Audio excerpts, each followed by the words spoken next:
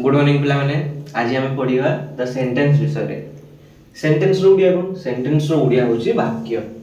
प्रथम हम कोन पढ़िबा ए शब्द गुला को पढ़िबा। फर्स्ट वन होची इज बनाना इज टॉय।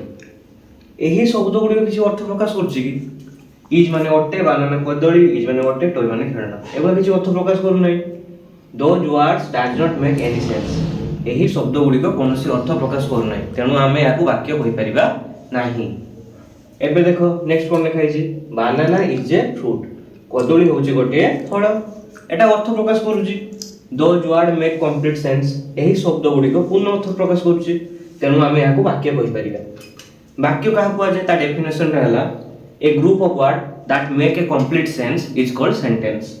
शब्द मानको समाहार रे गठित वाक्य जहा कि पूर्ण अर्थ प्रकाश करता है ताको आमे वाक्य कहिबा। एबे गोटे एग्जांपल नेकी करिया।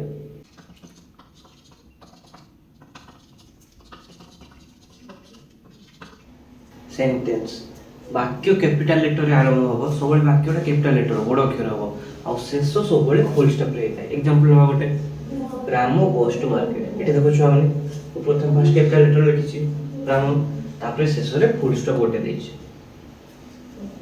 एबे हमें देखिबा वाक्य रो कोन अछि ना सब्जेक्ट अछि गोटे प्रेडिकेट अछि। सब्जेक्ट माने कर्ता प्रेडिकेट माने विधेय पद सेबा देखिबा। एबे देखिया parts of the sentence. Sentence रो दुईटा पार्ट अछि गोटे हला सब्जेक्ट आ गोटे हला प्रेडिकेट। सब्जेक्ट का होय अछि द पर्सन और things we are talking about. आमे जहा विषय रे कहि थाउ ताको आमे सब्जेक्ट कहया। प्रेडिकेट का कहबा what is said about the subject is called predicate. जदि आमे कर्ता विषय रे कहू तो ताको आमे प्रेडिकेट कहबा। Example Hari is planting trees. Hari कोन हरि गछ लगाउछे। एठी के गछ लगाउछे हरि गछ लगाउछे सेति पई हरि हे गेला सब्जेक्ट आ रेस्ट पार्ट हे गेला प्रेडिकेट। आउट एग्जांपल लेबा Sita is a good girl. Good girl के भलो झियो के ना सीता। सीता हे गेला एठी सब्जेक्ट रेस्ट पार्ट हे गेला प्रेडिकेट।